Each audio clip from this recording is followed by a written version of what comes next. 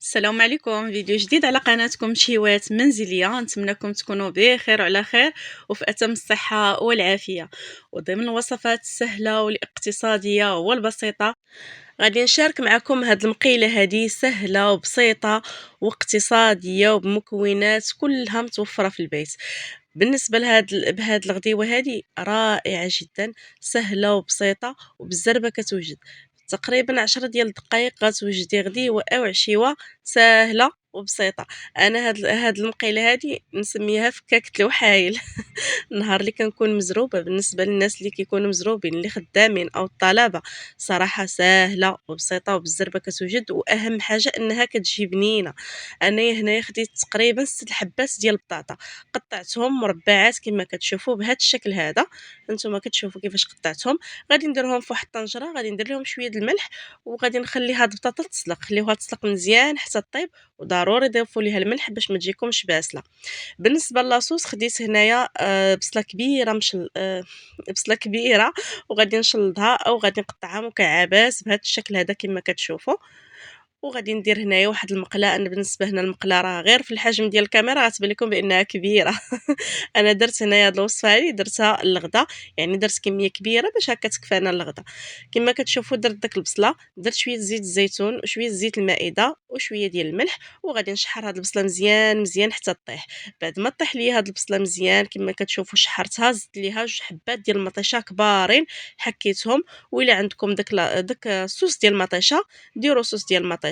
بعد ما درت داك المطيشه ضفت هنايا تقريبا واحد المعلقه ديال مركز الطماطم، طلقتها حتى هي في داك المطيشه. وغادي نضيف العطريه، درت معلقه ديال البزار، معلقه ديال الخرقوم، ومعلقه ديال الكمون، ومعلقه ديال التحميره بطبيعه الحال، معلقه غير صغيره.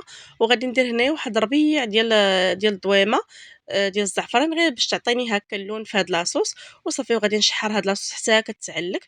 وغادي نضيف ليها داك البطاطا بعد ما تسلقات وصفيتها.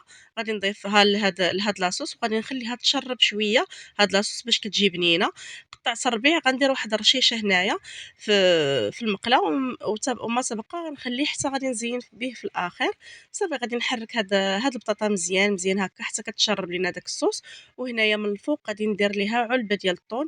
ديروا الطون ديال الزيت او ديال المطيشه اللي توفر لكم. انا توفر لي غير ديال الزيت، درت ديال الزيت. كنحاول هكا نفرقو من الفوق كما كتشوفوا بهذا الشكل هذا.